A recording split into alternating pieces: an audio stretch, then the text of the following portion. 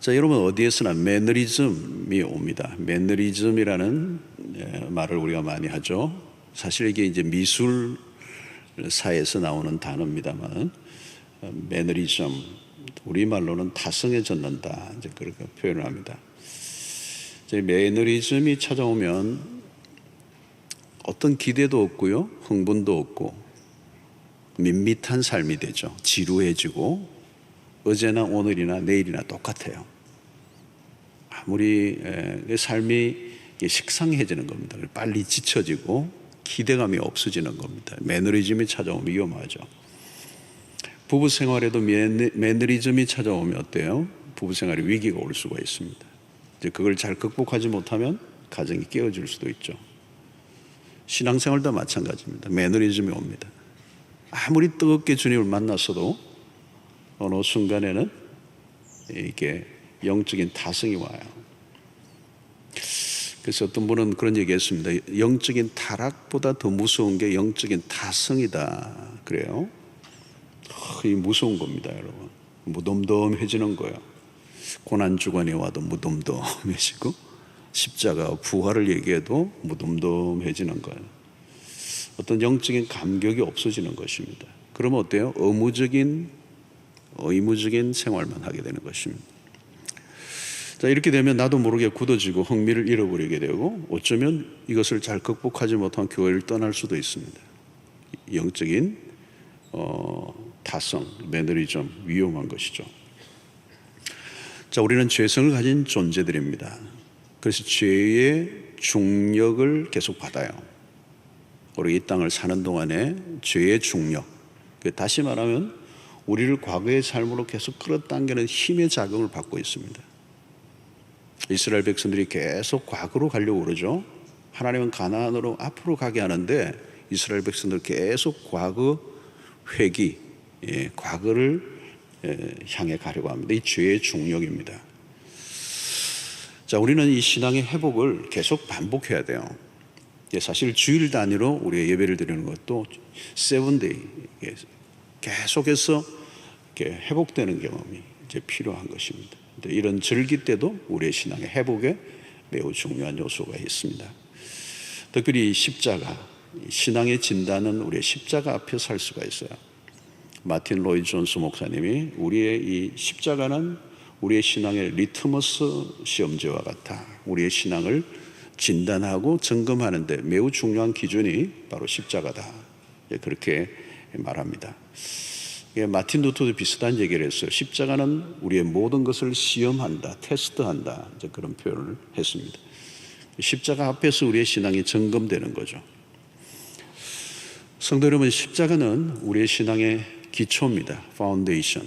그리고 동시에 기준입니다. 스탠다드. 그리고 동시에 우리의 신앙의 중심, 센터가 되는 것이죠. 그래서 학문적으로 십자가를 접근하거나 이론적으로 다가가면 실패합니다. 2000년 전 일어난 사건이 나와 무슨 연관이 있는가?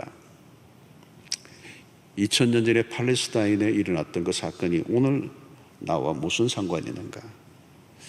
자, 이것이 우리의 어떤 교리적 고백만으로 끝나지 않고 예수 그리스도의 십자가의 죽으심이 오늘 나와 링크되는 것, 연결되는 게 매우 중요해요. 자, 그것을 바울 사도는 갈라디아서 2장 20절 한 구절로 아주 멋있게 정리를 우리에게 해주고 있습니다. 어쩌면 이 갈라디아서 오늘 읽었던 2장 20절은 바울의 자신의 고백이죠. 1인칭을 쓰고 있지 않습니까? 내가 그리스도와 함께 십자가에 못 박혔나니. 내가, 그죠? 2000년 전에 그리스도가 십자가 못 박혔을 때 나도 함께, 그러죠. 그래서 내가 그리스도와 함께 할 때 이 함께가 중요하죠. 함께, 그리스도와 함께. 2000년 사건은 역사적 사건이면서 동시에 내 개인의 체험적 사건이 된다는 그것을 믿음으로 받아들이는 거죠. 2000년 전에 그리스도가 십자가에 죽으셨다는 사실을 내가 믿음으로, 내가 본 적도 없고 내가 직접 거기에 있지도 않았지만 그 사실을 믿음으로 받아들일 때 그 사건이 나의 사건이 된다는 거예요. 할렐루야. 여기 비밀이 있어요. 그래서 여러분, 많은 그리스도인들이 결정적으로 예수를 믿게 되는 사건은 그냥 교회를 온 게 아니고요. 예수를 인격적으로 자기 자신의 십자가 사건이 자기의 사건으로 경험되는 거예요. 그게 믿음으로. 그래서 십자가를 내가 받아들이는 거죠. 그래서 2000년 전에 그 사건 속에 내가 들어갔고 나도 함께 참여했다라고는 사실. 그러면서 그리스도의 죽음이 대표적 죽음이죠. 우리를 위하여, 그리고 동시에 우리를 대신하여 죽으신 죽음이에요. 그렇기 때문에 내가 믿을 때에 그 주님의 죽음이 나의 죽음이 되어서 죄로 인하여 우리가 심판받고 저주 아래 있는 우리의 삶에서 건져주시는 사건이 이제 일어나는 것입니다. 그래서 예수를 믿는 순간 그리스도와 연합된다는 거예요. 연합된다라는 말은 그리스도의 경험과 공유한다는 의미가 있어요. 자, 예수 그리스도의 십자가의 죽으심의 효력이 우리에게 나타나는데 이것은 이사야 선지자를 통하여 이미 700여 년 전에 예언한 바가 있습니다. 이사야 53장 5절을 보면 유명한 구절이 나오죠. 그가 찔림은 우리의 허물 때문이요 그가 상함은 우리 죄악 때문이라. 그가 징계를 받음으로 우리는 평화를 누리고 그가 채찍에 맞음으로 우리는 나음을 받았도다. 우리의 허물과 죄를 위하여 그리스도가 죽으셨다는 거예요. 여기서 우리는 십자가 앞에 서면 우리의 존재가 드러납니다. 어떤 존재죠? 죄인이라는 것입니다. 자, 십자가 앞에서 우리는 어떤 죄인이죠? 죄 없으신 하나님의 아들이 죽으셔야 할 만큼 그 죽으심이 아니고는 우리의 죄가 해결될 수 없을 만큼 심각한 죄인이었다는 거예요. 여러분, 오늘 우리는 그리스도의 십자가 사건을 믿음으로 받아들이는 순간 우리에게 일어나는 십자가의 능력이 뭐냐? 그래서 이사야 53장의 표현대로라면 그가 징계를 받음으로 우리가 평화를 누리고 그분의 징계를 받으심이 없으면 십자가 사건이 없으면 우리는 평화를 누릴 수가 없어. 이 평화란 어떤 걸까요? 샬롬. 제가 지난 청지기 세미나 때도 말씀드렸는데 이게 죄가 가져온 우리의 불행은 뭡니까? 모든 관계를 깼다는 겁니다. 하나님과의 관계를 깨고 나와 나 자신과의 관계가 깨어지고 이웃과의 관계가 깨어져 버린 것입니다. 이 샬롬이 회복되는 거예요. 그리스도가 십자가에 죽으심으로 우리가 평화를 누리고. 그래서 여러분 십자가라고 하는 이 틀이 있습니다만 이 십자가가 크로스잖아요. 그렇죠? 상당히 의미가 있어요. 하나님과의 관계가 회복될 뿐만 아니라 이웃과의 관계가 회복되는 이 진정한 샬롬이 임하는 거. 그죠? 화평의 삶이 일어나는 거. 이게 회복이에요, 회복. 하나님으로부터 용서를 받은 우리가 이제 우리에게 일어난 이 용서로부터 출발해서 우리의 주변의 사람들과 용서가 시작되는 곳, 그것에 샬롬이 일어나는 거죠. 얽히고 설킨 관계들이 풀려지는 역사가 일어나는 거예요. 그래서 나와 피조물과의 관계도 회복되고, 여러분 이 코로나나 이 온 인류가 지금 겪고 있는 이 모든 것들이 피조물들이 탄식하고 있는 거죠. 그죠? 동물들도 좀 탄식하고 있는 거고, 그것이 인간의 타락과 연결되어 있는 거고, 인간의 범죄로 인하여 주어진 인류의 피조물 전체가 저주를 받음으로 그 저주 아래에 그 신음하는 것 안에 우리가 함께 있는데 그 모든 원인 제공이 인간의 죄 때문이라는 거예요. 그가 채찍에 맞음으로 우리는 나음을 입었도다. 참된 치유는 십자가를 통해서만 가능한 것입니다. 십자가 없는 심리적 치유는요, 한계가 있습니다. 십자가 앞에 깊이 나가면 우리 안에 있는 모든 응어리들이 치유되는 경험이 일어나요. 그리스도를 알기 전에 우리는 원망과 썬뿌리들이 우리 안에 가득 찼습니다. 썬뿌리 안에서 흘러나오는 썬물들, 그것이 우리를 서로를 상처 주게 하고 우리를 더욱더 비극적으로 몰아가는. 여러분, 십자가는 특별히 우리 안에 일어나는 가장 중요한 변화는 우리의 중심의 변화입니다. 자, 그 다음에 대목을 보면 그런즉 이제는 내가 사는 것이 아니요. 매우 중요한 대목이죠. 내가 사는 것이 아니요. 여기서 나는 옛사람인 나예요. 자아중심적으로 똘똘 뭉쳐진 이기적인 나. 그 나는 이제 그리스도와 함께 이미 2000년 전에 십자가에 못 박혀 죽었어요. 죽었다고요. 그리고 이제는 내가 사는 것이 아니에요. 오직 내 안에 그리스도께서 사시는 것이다. 여러분, 사실 우리의 신앙생활의 한 폭을 아주 선명하게 제시하는 구절이 바로 이 부분이에요. 이제는 내가 사는 게 아니에요. 2000년 전에 그리스도가 십자가에 나를 위해 죽으셨다는 사실을 믿음으로 받아들였다면 이제 그때 나는 이미 죽었어요. 그리고 이제는 내가 사는 게 아니야. 내 안에 그리스도께서 사신다. 여러분, 여기 내가 죽었다는 이것은 옛자, 나를 괴롭히고 힘들게 했던 것은 옛자라는 거예요. 자중심적 삶. 이제 옛자가 죽은 것으로 끝나지 않고 거기에 그리스도께서 찾아오셨어요. 그래서 내가 사는 것이 아니요 그리스도께서 사시는 것이다. 십자가가 우리에게 영향을 미친 것 중에 가장 중대한 곳은 어딘가 하면 우리의 자아에 있다는 거예요. 변화는 우리의 자아에서 일어나는 거예요. 이게 중심의 변화인 것입니다.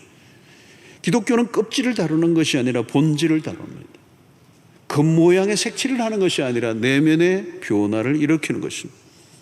교회를 얼마나 열심히 다녔느냐, 얼마나 열심히 봉사를 했느냐, 어떤 직분을 가지고 있느냐, 그런 것은 신앙의 핵심이 아닙니다. 변화란 십자가를 통해서 옛 자아가 죽고 새로운 주인을 모셔 드릴 때 일어나는 것입니다. 자아의 중심 이동이에요. 이전에는 자아 중심적으로 살았는데 이 자아 중심이 비껴나고 내 자아에 그리스도가 오셨다는 거예요. 여러분, 죄가 무엇입니까? 자아 중심이에요.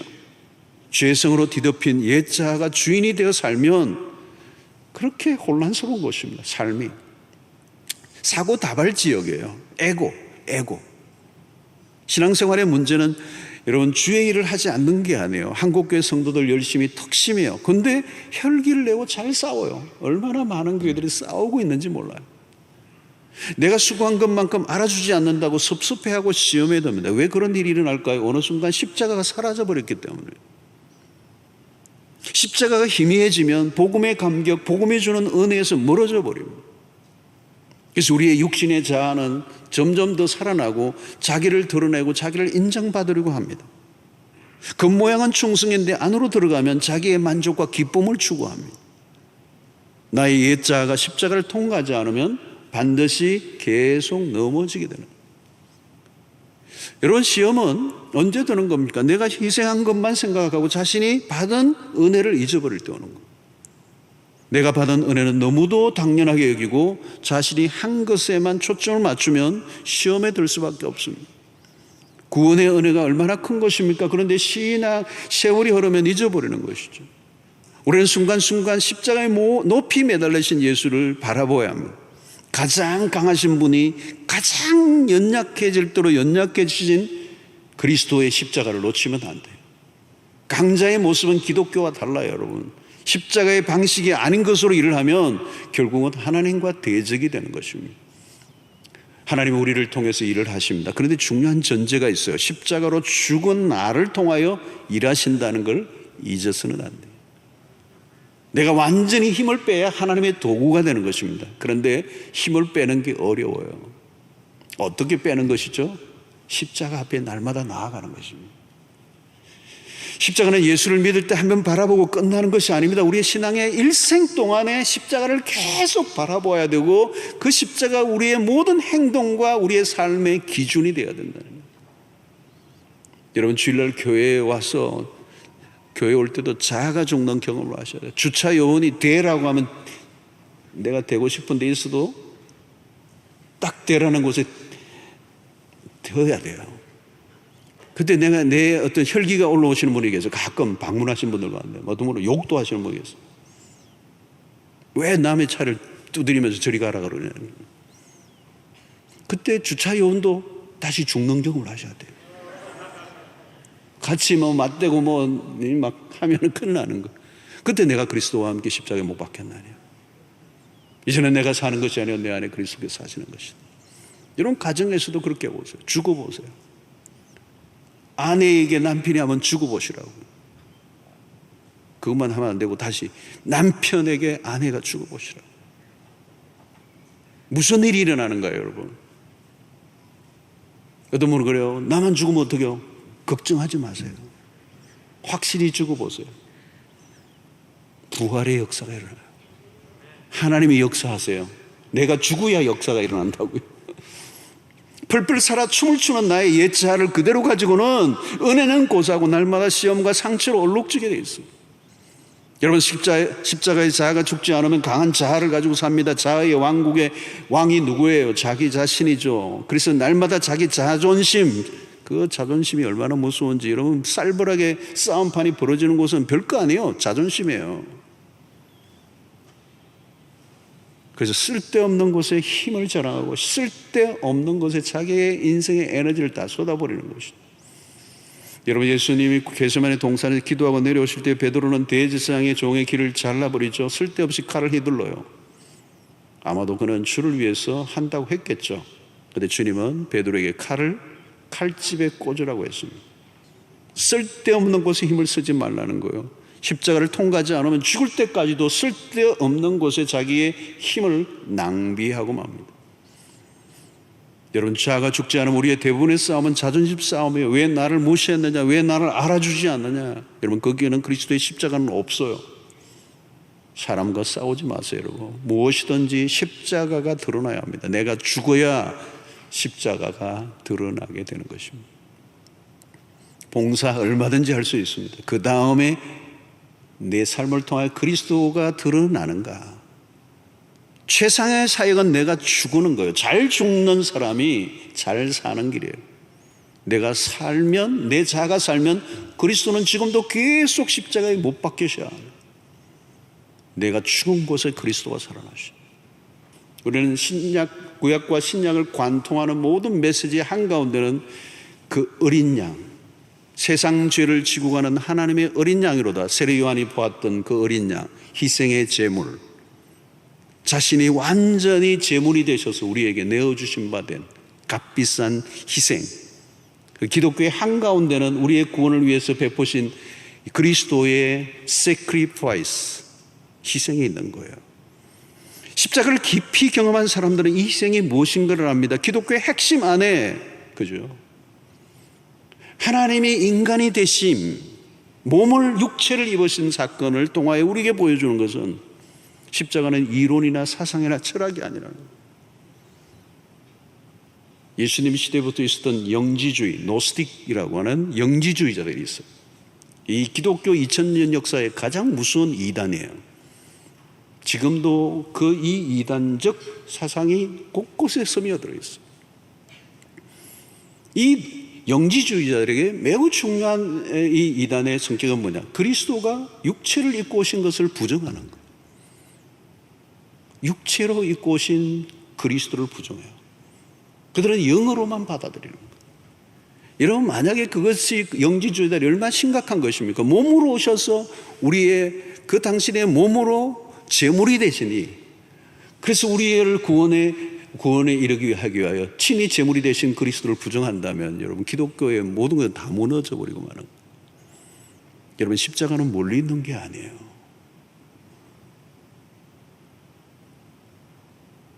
직장에서도 마찬가지입니다. 여러분, 좀 더 어려운 일을 먼저 하려고 하는 거예요. 섬기는 자로 있는 거예요. 남들이 끓이는 것을 주저하지 않고 하는 것이죠. 세상의 사람들은 모두가 요령 있게 살려고 합니다. 머리를 굴리고 삽니다. 잔머리의 세상입니다. 가능한 자신의 몸을 편하게 하려고 애를 쓰는 세상입니다. 그때 그리스도는 몸으로 누구보다도 몸으로 희생의 자리에, 더티한 곳에, 사람들이 피하는 자리에, 거부하는 곳에 몸으로 하나님이신 분이 인간의 몸을, 그 불편한 인간의 몸을 입고 이 불편한 세상의 한가운데 오신 그리스도. 요한일서 3장 16절에 사도 요한은 그가 우리를 위하여 목숨을 버리셨습니다. 목숨을 버리셨습니다. 우리가 이로써 사랑을 알고 우리도 형제들을 위하여 목숨을 버리는 것이 마땅하니라.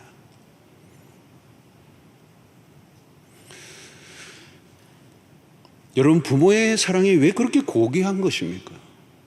왜 그 부모에게는 무릎을 꿇습니까? 희생이 있었기 때문에, 말이 아니었기 때문에. 멋있는 교훈 때문이 아니었어. 그분의 말 때문에 무릎을 꿇는 게 아니라 그 부모가 보여준 희생 때문에.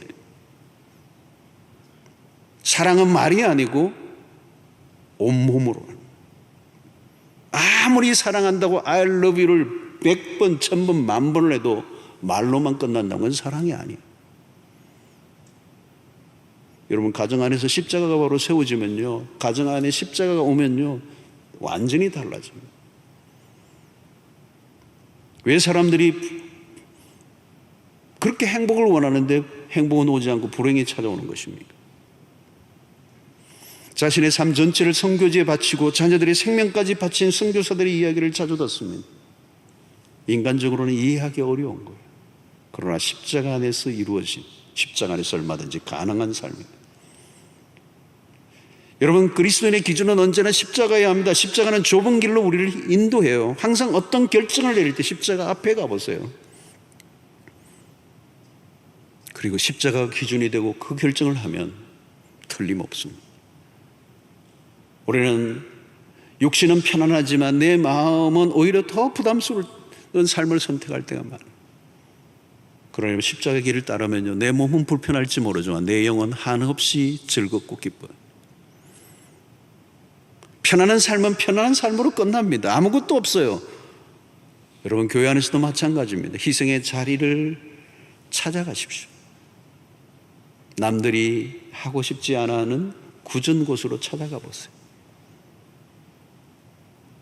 박수를 받고 인정을 받고 신바람 나고 모든 사람들이 환호해 주는 곳에는 사람들이 그냥 모여요. 그러나 굳은 곳, 희생을 하는 곳은 사람들이 찾지를 않습니다. 좁은 길이죠. 그러나 주님의 십자가를 따르는 길은 바로 그 길인 것입니다.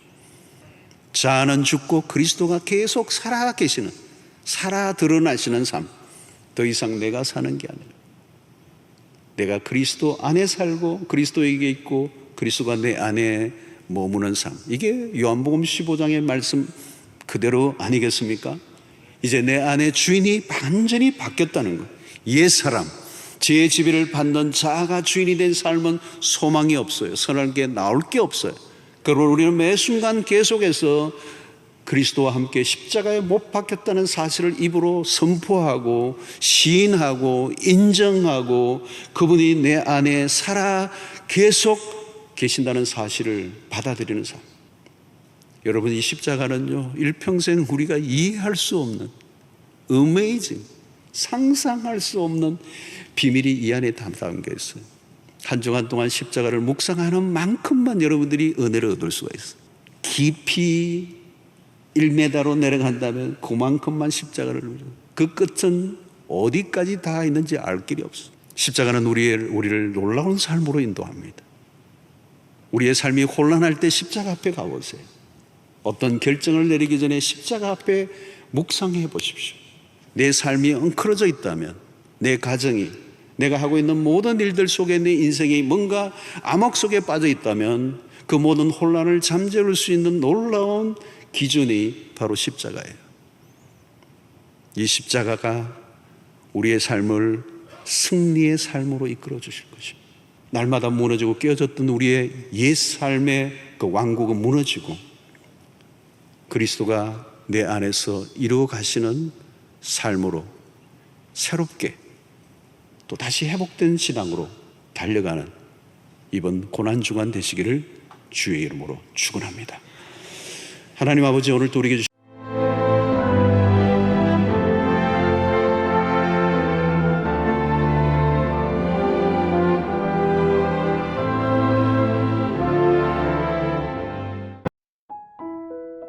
부산 CBS를 위해 물질과 기도로 후원해 주신 분들입니다.